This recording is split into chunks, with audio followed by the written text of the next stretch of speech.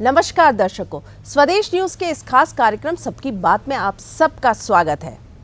मध्य प्रदेश में चुनावी माहौल है, चुनावी सरगर्मियां तेज हो गई हैं और इस बीच में चुनाव आयोग का एक बहुत महत्वपूर्ण भूमिका होता है।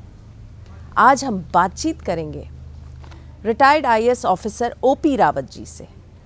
इन्होंने बहुत अहम भूमिका निभाई है।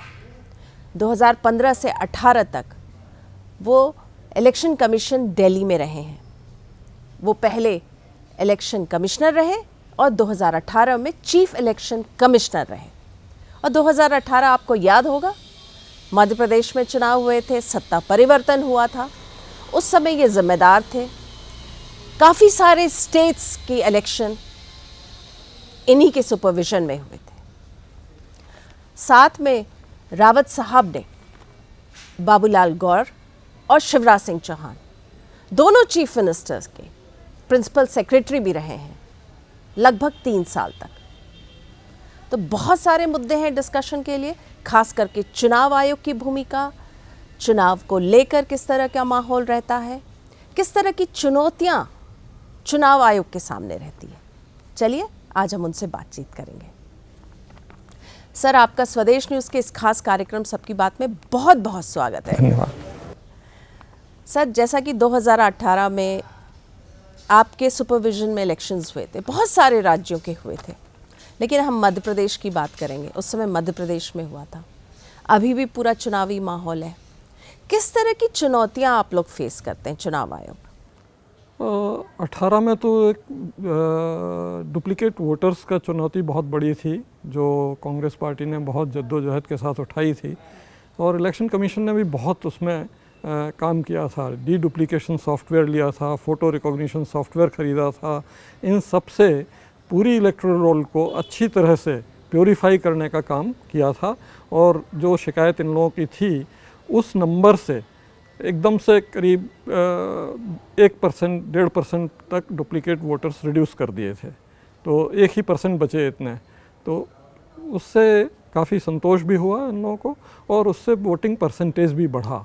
लास्ट इलेक्शन में वोटिंग परसेंटेज मध्य प्रदेश में था 75.5, which was really good, healthy. जी, देखिए, अब भी चुनाव का माहौल है। इस चुनाव को 2023 के चुनाव को सेमीफाइनल्स के रूप में देखा जा रहा है। ठीक है, पॉलिटिकल पार्टीज तो बहुत एक्साइटेड रहती हैं, ऑब्वियसली उनके करियर का सवाल है।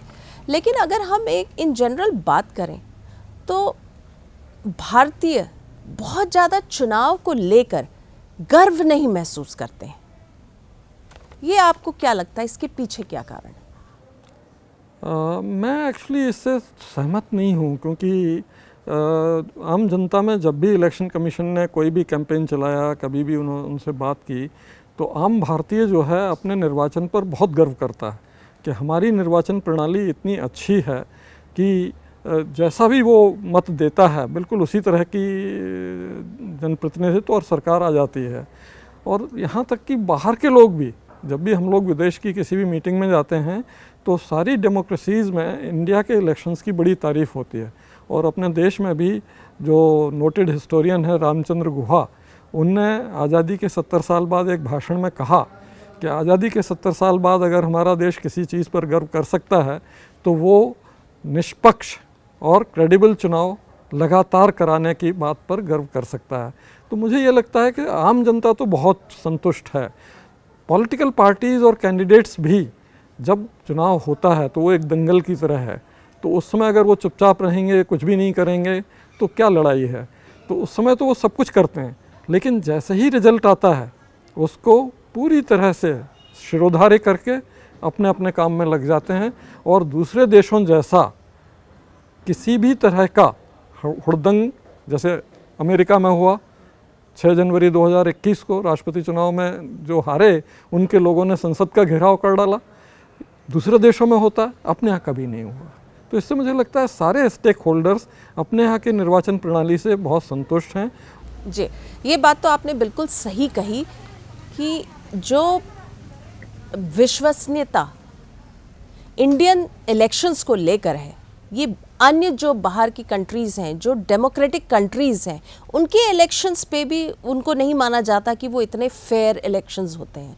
तो आपको क्या लगता है कि इसके पीछे क्या कारण रहा है कि इंडियन इलेक्शंस को बाकी कंट्रीज़ ने भी हर वक्त फेयर माना है, और इंडियंस भी, हम जनता भी मानती है कि फेयर इलेक्शंस होते हैं? एक्चुअली इसमें एक तो सारी पॉलिटिकल पार्टीज़ का भी योगदान है। इनफैक्ट हमारा चुनाव ऐसा अनोखा चुनाव है जिसमें सारे राजनीतिक दलों ने मिलकर एक आचार संहिता बनाई और इलेक्शन कमीशन को कहा कि ये लागू करिए, हम सब इसका पालन करेंगे ताकि इलेक्शन कैंपेन जो है वो बहुत अच्छा हो। और उसको फिर इलेक्शन कमीशन ने लागू किया। बाद में उसको अपडेट करना, उसमें अमेंडमेंट करना, ये सब काम इलेक्शन कमीशन ने किया। लेकिन शुरुआत पॉलिटिकल पार्टीज़ ने की थी 60s में कि आचार संहिता होनी चाहिए। तो एक तो उनका बहुत ज़बरदस्त योगदान रहा है कि हमारे यहाँ की चुनाव प्रणाली अच्छी हो। दूसरे, इलेक्शन कमीशन भी बहुत नए नए तरीके की चुनौतियों को सामना करने के लिए नई नई चीज़ें बनाती है। अब जैसे इलेक्शन कमीशन को लगा कि शिकायतें निपटाने का काम इलेक्शन कमीशन को करना है, क्योंकि उस दौरान किसी भी कोर्ट में आप जा नहीं सकते, कोर्ट का जुरिस्डिक्शन होता नहीं है जब तक कि रिजल्ट ना निकल जाए। तो इलेक्शन कमीशन ने पूरी पुलिसिंग का काम जनता के हाथ में दे दिया। उन्होंने एक एप्लीकेशन बनाया, सी विजिल, सिटीज़न विजिलेंस, कि आप इसको डाउनलोड कर लीजिए अपने मोबाइल पर। जहाँ भी कोई गड़बड़ी आप देखें चुनाव में, आप सिर्फ उस ऐप को ऑन करिए और फ़ोटो या वीडियो खींचिए उस गड़बड़ी का और सबमिट बटन दबा दीजिए। वो सारे लोगों में दिल्ली तक पहुंच जाएगा इलेक्शन कमीशन के पास।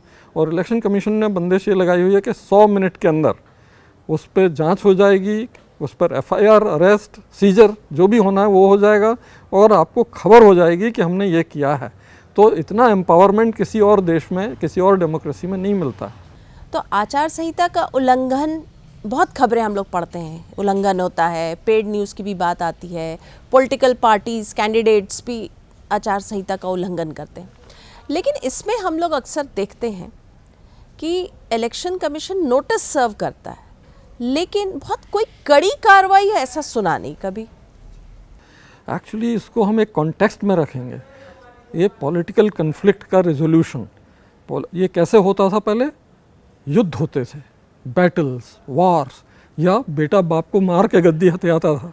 ऐसे वायलेंट चीज़ों से जो रिजोल्यूशन होता था उसको रिप्लेस करता है इलेक्शन, कि भाई कोई गड़बड़ नहीं होगी, कोई लड़ाई वड़ाई नहीं होगी, जनता जिसको चुनेगी वो राज करेगा। बहुत बड़े बड़े नेताओं को जरा सी भी गलत बात कर देने पर 5-5 दिन के लिए कैंपेन से रोक दिया जाता है, घर में नज़रबंद कर दिया जाता है इलेक्शन कमीशन द्वारा। तो ऐसी चीज़ें हो जाना, तुरंत दंड मिल जाना, वो बहुत ही महत्वपूर्ण है। क्योंकि अगर कोर्ट में केस जाएगा वो, तो कोर्ट में 6 हफ्ते के अंदर, जिसमें कि कैंपेन होता है और चुनाव होता है और काउंटिंग हो जाती है, उस 6 हफ्ते के अंदर तो कोई फैसला होने से रहा, वर्षों लगते हैं। तो इसलिए इसमें कोई लीगल बैकिंग नहीं दी। पार्टियों ने भी इसको माना कि पूरी एग्जीक्यूटिव तरीके से कार्रवाई हो और जो भी चीज़ें वो कर सकते हों वो करें।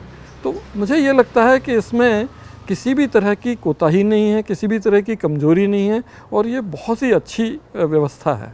सर, आप जब दिल्ली में पोस्टेड थे तब आपने CSR का कॉन्सेप्ट भी लागू किया था, हालांकि आपने पब्लिक सेक्टर में लागू किया था उसको। अगर हम इलेक्शंस के समय की बात करें तो ठीक है, सारे गवर्नमेंट ऑफिसर्स भी इन्वॉल्व होते हैं, चुनाव आयोग तो है ही। क्या कुछ ऐसा नहीं हो सकता कि प्राइवेट सेक्टर को भी इसमें कुछ भागीदारी वो करे? बड़े बड़े कॉरपोरेट हाउसेस हैं, रिलायंस है, टाटा है, बिरला है, ये भी CSR के तहत कुछ इस तरह का प्रोविज़न हो कि ये चुनाव में हिस्सा ले पाएँ, अपनी भागीदारी सुनिश्चित करें।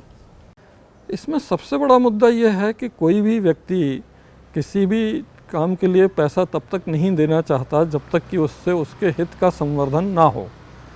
तो ये सभी लोग, बड़े बड़े उद्योग घराने जरूर कंट्रीब्यूट करते होंगे, लेकिन इलेक्शन फंड में कंट्रीब्यूट, लेकिन इस तरह से कंट्रीब्यूट करते हैं कि कल के दिन जब वो पावर में आ जाएं तो वो फिर हमारे हितों का संवर्धन करें।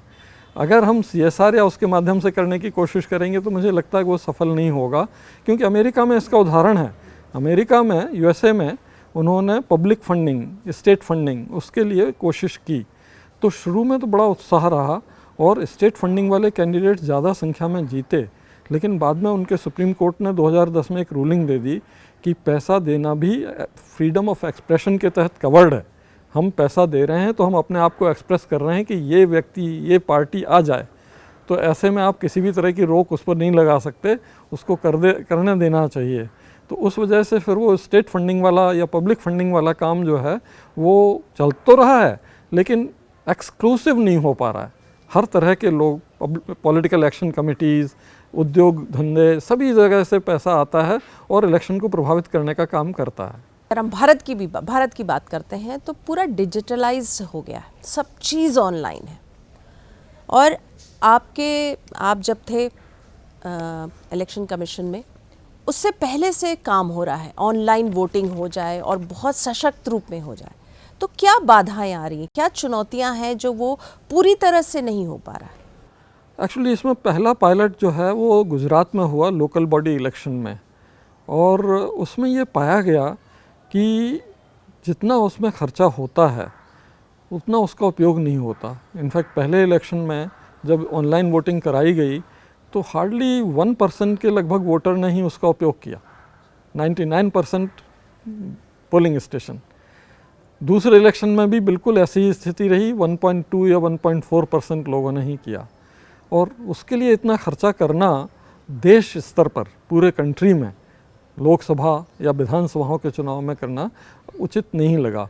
लेकिन इलेक्शन कमीशन ने आधार से लिंकिंग चालू की वॉलंटरी 2015 में, इसी पर्पस से कि अगर बायोमेट्रिक आइडेंटिफिकेशन मिल जाएगा तो हम ऑनलाइन वोटिंग या कहीं रिमोट वोटिंग चालू कर सकते हैं। लेकिन वो बीच में रुक गया क्योंकि सुप्रीम कोर्ट ने स्टे लगा दिया प्राइवेसी वाले मुद्दे पर, तो इलेक्शन कमीशन को भी रोकना पड़ा।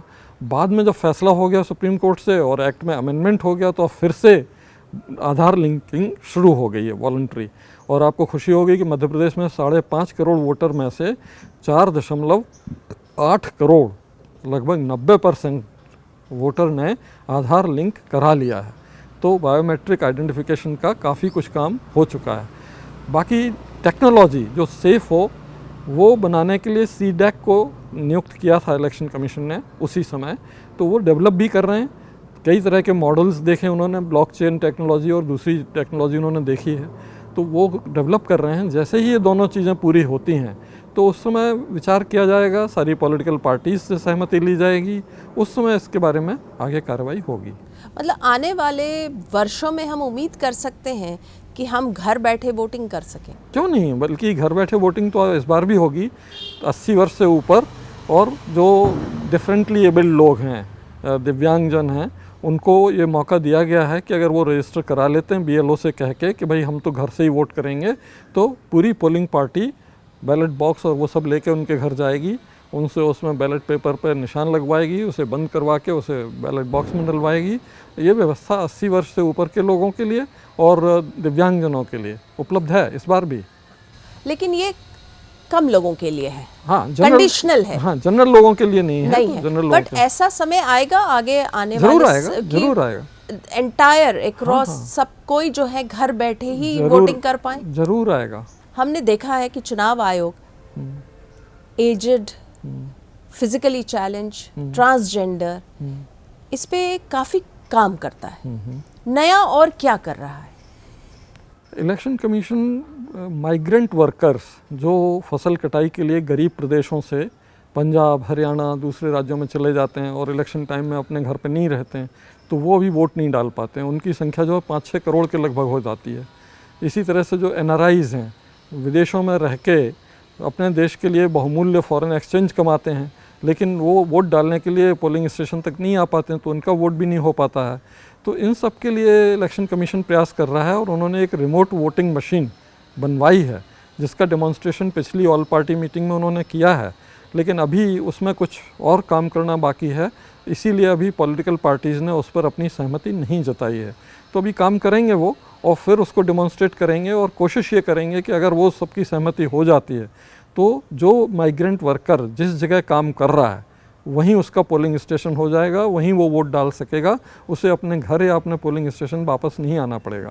और वही व्यवस्था जो है एनआरआईज़ के लिए उस देश में हो जाएगी, वो वहाँ से अपना वोट डाल सकेंगे। तो ये सब चीज़ें अंडर डेवलपमेंट हैं और कुछ समय होगा उसके बाद हो जाएंगी। जी, और अगर हम चुनाव ड्यूटी की बात करें सर, तो इलेक्शन ड्यूटी में अक्सर टीचर्स को लिया जाता है। इनफैक्ट टीचर्स को तो बहुत सारे जगह उनको ड्यूटीज़ देना होता है, तो ऐसा क्यों कि टीचर्स पे ही फोकस रहता है, हम बाकी जो अधिकारी हैं उनको यूज़ नहीं करते हैं? और दूसरी बात, ये एक जनरल परसेप्शन है, देखा जाता है, और हमारी जब बात भी होती है तो चुनाव की ड्यूटी करने से सब कतराते हैं, बहाने बनाते हैं, छुट्टी ले लेते हैं, बीमारी का कर देते हैं। तो ये क्यों रहता है? चुनाव ड्यूटी से क्यों कतराते हैं लोग? देखिए, चुनाव ड्यूटी बहुत ज़्यादा लोग चाहिए होते हैं। जैसे इलेक्शन कमीशन तो छोटा सा है, 3 इलेक्शन कमिश्नर्स होते हैं और बाकी 300 का स्टाफ होता है। लेकिन जब चुनाव आते हैं तो उसमें करीब 1.5 करोड़ लोग वो इलेक्शन कमीशन में ले लेते हैं चुनाव कराने के लिए। अब इतने सारे लोग आपको पूरे दफ्तरों में तो मिलेंगे नहीं। दफ्तरों में अगर टोटल मिला लेंगे आप तो सारे अफसरों को मिला के भी 50 लाख से ज़्यादा नहीं होंगे। तो टीचर्स तो उसमें लगेंगे और वही होता है कि टीचर्स को ड्यूटी में लगाया जाता है, लेकिन उनको रिम्यूनरेशन अच्छा दिया जाता है, सुरक्षा अच्छी दी जाती है। और जो कतराने का कारण है उसका मैं एक आपको बताता हूँ। बिहार इलेक्शन, मैं जब ज्वाइन किया वहाँ पर इलेक्शन कमीशन में, तो सबसे पहला बिहार का इलेक्शन था 2015 में। इतना पीसफुल हुआ कि एक भी इंसिडेंट नहीं हुआ कि कहीं गोली चली हो या कहीं आगजनी हुई हो या कहीं कुछ हुआ हो। उसके बाद भी 17 पोलिंग पर्सनल की डेथ हो गई पोलिंग स्टेशन में। Cardiac arrest, stress related, multi organ failure. तो ये चुनाव की ड्यूटी जो है वो तनावपूर्ण होती है। मैंने पहले ही आपको बताया कि जो मुद्दा युद्ध में, पानीपत की लड़ाई में तय होता था, वो पोलिंग स्टेशन में तय हो रहा है। लेकिन जद्दोजहद तो लोग करते हैं, कैंडिडेट्स और पार्टियां तो सब कुछ करती हैं जिससे कि उनका पलड़ा भारी हो जाए। तो ऐसा जो काम होता है उससे इनमें तनाव बहुत होता है, बड़े परेशान होते हैं और उसी लिए इनको उस तनाव में कुछ भी हो सकता है। तो इलेक्शन कमीशन ने उसी समय, बिहार इलेक्शन के तुरंत बाद ही, जो पोल ड्यूटी में डेथ है उसके लिए जो कंपनसेशन दिया जाता था, इंश्योरेंस मनी दिया जाता था, वो 7 लाख रुपए था, उसको बढ़ा के 20 लाख किया तुरंत, कि भाई परिवार को कम से कम इतना तो मिले कि जिससे वो अपना जीवन यापन आगे कर सकें। तो इस वजह से कतराते हैं। लेकिन धीरे धीरे इतनी अच्छी व्यवस्थाएं करते जा रहे हैं इलेक्शन कमीशन कि CRPF, BSF सब लगाते हैं और ऐसे मौके कम कर दिए जाते हैं कि जिससे ऐसा तनाव या ऐसी चीज़ कम हो। आपने स्ट्रेस की बात की, 3 साल आप रहे, चीफ इलेक्शन कमिश्नर भी रहे, स्ट्रेस को कैसे कम किया? मुझे क्या है, मेरी आदत है, मसूरी एकेडमी में ट्रेनिंग के दौरान ही जो मुझे सिखाया गया कि सुबह 4-5 बजे उठ जाना, उस अपना योग, प्राणायाम और ध्यान करना, वो सब मैं पिछले 45 साल से लगातार कर रहा हूँ। तो वो आपको बिल्कुल इतना बढ़िया वो बेसिस बना देता है कि बड़े से बड़े तनावपूर्ण सिचुएशन में भी आपको तनाव नहीं होता। क्योंकि मैं यहाँ मध्य प्रदेश में भी इंदौर में कलेक्टर रहा, काफ़ी टेंस सिचुएशन वहाँ पैदा होती रही। महू में कम्युनल राइट्स की सिचुएशन पैदा हुई। उन सब चीज़ों में मैंने कोशिश यही की कि बिना किसी प्रॉब्लम के, बिना किसी ऐसी घटना जिसमें वायलेंस हो, उसके ये हल हो जाए, और मैं सफल भी रहा। तो बेसिकली अपने यहाँ की जो चीज़ें हैं जैसे योग, प्राणायाम, मेडिटेशन, ये सब इतने अच्छे हैं कि ये आदमी को कठोर परिस्थितियों में भी शांत बनाए रखती हैं। सर, सबसे चुनौतीपूर्ण इलेक्शन आप किसको कहेंगे आपके टेन्योर में, पूरे 3 साल के? सबसे चुनौतीपूर्ण हमें एक राज्यसभा चुनाव याद आता है जो अहमदाबाद गुजरात में हो रहा था। उसमें अगर आपको याद हो तो एक पार्टी जो है उसके वोटर जो थे 57 थे और जीतने के लिए 44 चाहिए होते थे। तो उसने अपना एक कैंडिडेट खड़ा किया था और दूसरी पार्टी ने, उसके पास 2 के लिए MLAs थे लेकिन उसने 3 खड़े कर दिए थे। और इनके 57 में से 12 लोग पार्टी बदल के दूसरी पार्टी में चले गए, तो 45 बचे। लेकिन फिर भी जीतने की पूरी उम्मीद थी क्योंकि 44 विनिंग मार्क था। तो वो अपने 45 को लेके बेंगलोर चले गए। वहाँ 1 महीने रखा उन्होंने सारे एमएलएस को, और फिर उसके बाद जब लौट के आए वोट डालने के लिए 1 दिन पहले, तो पता चला उनमें से 2 और फ्लोर क्रॉस कर गए, तो 43 बचे, मतलब हार सुनिश्चित हो गई उस कैंडिडेट की। लेकिन इन 2 जो फ्रेश फ्लोर क्रॉस हुए थे, इन 2 का गलती ये हुआ कि उस समय जो वोटिंग की, तो वोट डालने के बाद बैलेट को उन्होंने दिखा दिया, जिस पार्टी को उन्होंने वोट दिया था उसके पदाधिकारियों को दिखा दिया, क्योंकि वो भी वहाँ बैठे थे, तो उनको दिखा दिया और वो वीडियो में कैद हो गया। और इस कैंडिडेट ने शिकायत ये कर दी इलेक्शन कमीशन को कि हमें इलेक्शन कमीशन में पूरा भरोसा है, आप देख लीजिए कि इन लोगों ने बैलेट की सीक्रेसी ब्रीच की है, अगर की है तो उनके इनवैलिड हो जाएंगे और मैं जीत जाऊंगा, क्योंकि 43 फिर विनिंग मार्क हो जाएगा, तो आप में भरोसा, आप जो भी फैसला करें आप कर दीजिए। उस समय जब काउंटिंग रुकी शिकायत के कारण, तो इलेक्शन कमीशन के बाहर 8 कैबिनेट मिनिस्टर, मतलब बड़े बड़े लोग, अरुण जेटली, निर्मला सीतारमन, स्मृति ईरानी मल्होत्रा, रविशंकर प्रसाद, ये सब बड़े बड़े लोग आए। 1 घंटे इन्होंने तर्क किए, और फिर उसके बाद कांग्रेस के जो एक्स मिनिस्टर्स थे, चिदम्बरम, दिग्विजय सिंह, कमलनाथ, आनंद शर्मा, ज्योतिरादित्य सिंधिया, ये सब लोग आए, इन्होंने अपना 1 घंटे रखा। फिर दोबारा आए वो लोग, दूसरी पार्टी के लोग दोबारा आए और इनके भी दोबारा आए। तब फिर इलेक्शन कमीशन ने कहा कि भाई रात के 9 बज गए, काउंटिंग रुकी हुई है और वहाँ तनाव बढ़ रहा है, अब आप जाइए, आपको 2-2 बार सुन लिया है, अब आप जाइए और हमें फैसला करने दीजिए। इलेक्शन कमीशन ने फिर वहाँ से वीडियो मंगा के देखा, तो देखा कि वो दिखा रहे हैं और उसमें वीडियो में आ गया है, तो वो दोनों वोट इनवैलिड हो गए और रात में 2 बजे जब रिजल्ट डिक्लेयर हुआ तो वो जीत गए, जो अपोजिशन पार्टी के थे वो जीत गए। उतना तनाव भरा माहौल, उतना तनाव भरा समय, उतना तनाव भरी बातें, वो सब कभी और नहीं देखी मैंने। उस समय देखी, लेकिन वो भी ठीक है, 2 बजे रात में हम लोग घर गए फिर फैसला दे के घर गए फिर। हाँ, तो ये चुनौतीपूर्ण था, चुनौतीपूर्ण था, तनावपूर्ण था, क्योंकि आप देखिए एक तरफ रूलिंग पार्टी है जो कुछ करना चाह रही है, और एक तरफ विरोधी पक्ष की पार्टी है जो अपने को बचाना चाह रही है, किसी तरह से उसके एमएलए बचे हैं, किसी तरह उसके वोट बचे हैं और वो किसी तरह से कर पाए, तो वो सब चीज़। बहुत अच्छा किस्सा आपने बताया। मध्य प्रदेश की अगर हम बात करें, वैसे तो पीसफुल होते हैं चुनाव मध्य प्रदेश में, बट यहाँ का कोई इंसिडेंट आपको याद हो, कोई ऐसा चैलेंज याद हो? मध्य प्रदेश में बहुत अमन पसंद जनता है, और यहाँ पे ना पैसे का भी उतना चलन नहीं है जितना सदर्न स्टेट्स में है, उतना यहाँ नहीं है। तो मुझे यहाँ के चुनाव में कोई ज़्यादा दिक्कत नहीं लगी, बल्कि यहाँ अच्छे काम ज़्यादा देखने को मिले। कलेक्टर्स वगैरह ने स्वीप में, systematic voter education and electoral participation में बहुत अच्छे काम किए, जिससे कि वोटिंग परसेंटेज काफ़ी बढ़ा लिया, और इस बार भी मुझे लगता है और बढ़ेगा। तो यहाँ पे अच्छी तरह से चुनाव हुआ है। सर, भारत के चुनाव और अन्य देशों के चुनाव में आप क्या बेसिक अंतर पाते हैं, क्या मेजर अंतर पाते हैं? सबसे बड़ा अंतर तो ये है कि हमारे चुनाव सबसे सस्ते होते हैं, पार्टीज़ के खर्चे के हिसाब से नहीं, इलेक्शन कमीशन द्वारा किए गए खर्चे के हिसाब से। इलेक्शन कमीशन का खर्चा जो है अपने चुनाव पर $1 प्रति वोट होता है, मतलब 80 रुपये प्रति वोट का खर्चा होता है, जो कि पूरे विश्व में न्यूनतम है।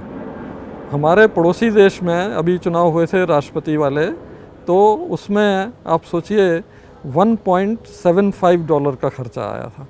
कई देशों में $20, $25 इतना खर्चा आता है, काफ़ी वो होता रहता है। तो इसलिए हम लोग सबसे सस्ते चुनाव हैं, पहली चीज़। दूसरी चीज़, हम लोगों के यहाँ टेक्नोलॉजी का उपयोग बहुत ज़्यादा किया जाता है। हमारी डिजिटल फ़ोटो इलेक्टोरल रोल बहुत कम देशों में है जो हमारे यहाँ है। हम घर बैठे, अगर हमारा ट्रांसफ़र एक जगह से दूसरी जगह हो गया है, तो हम घर बैठे अपना नाम दूसरी जगह करने के लिए एप्लीकेशन दे सकते हैं नेशनल वोटर सर्विस पोर्टल पे, और उसमें अपना एड्रेस बदल के वेरीफाई होने के बाद नाम बदल भी सकते हैं। तो ये सब चीज़ें, ये सब सुविधाएं और कहीं नहीं हैं। सर, आपने स्वदेश न्यूज़ के इस खास कार्यक्रम सबकी बात में अपना समय दिया, इतनी सारी आपने हमारे साथ आपके अनुभव शेयर किए। जाते जाते आप हमारे दर्शकों को कुछ कहना चाहें तो? ज़रूर कहना चाहूँगा आपके चैनल के माध्यम से कि चुनाव जो है ये पॉलिटिकल लीडरशिप को लेजिटिमेसी प्रदान करता है और इसलिए इसमें बढ़ चढ़ के हिस्सा लेना चाहिए। इसकी जो है डेमोक्रेटिक सेलिब्रेशन के रूप में देखना चाहिए और किसी भी काम को प्राथमिकता ना देते हुए वोटिंग के दिन ज़रूर अपना पोलिंग स्टेशन जाके, अगर आप 80 वर्ष से अधिक हैं और दिव्यांगजन हैं तो घर पर कहीं भी रहें वोट ज़रूर करिए। उससे ही हमारा लोकतंत्र सुदृढ़ होगा। और कहीं भी अगर गड़बड़ देखने की बात आती है तो सी विजिल का उपयोग करिए जम के। उससे आपको लगेगा कि आपने अपने लोकतंत्र को बचाने में अपना महत्वपूर्ण योगदान दिया है। जी जी बिल्कुल सर, आपने हमसे बातचीत की, आपका बहुत बहुत धन्यवाद। तो दर्शकों, आज हमने बात की ओपी रावत सर से, जो कि चीफ इलेक्शन कमिश्नर रह चुके हैं। उन्होंने बहुत सारे अपने अनुभव शेयर किए और सबसे जो अच्छी बात उन्होंने बताई हमारे देश के चुनाव की, उन्होंने बताई कि सबसे कम खर्च का इलेक्शन होता है इंडिया में, क्योंकि पर वोटर चुनाव आयोग का खर्चा केवल $1 होता है, जो कि बहुत सारी कंट्रियों से सस्ता है, बहुत कम में। और उन्होंने माना कि जिस तरह से चुनाव होते हैं और जिस तरह से जनता का विश्वास चुनाव और चुनाव प्रक्रिया में है, उससे हमारा जो लोकतंत्र है वो मजबूत होता है। तो इस बार के एपिसोड में बस इतना ही। अगले हफ्ते हम एक बार फिर से मुलाकात करेंगे एक नए मेहमान के साथ। तब तक के लिए दीजिए हमें आज्ञा। नमस्कार।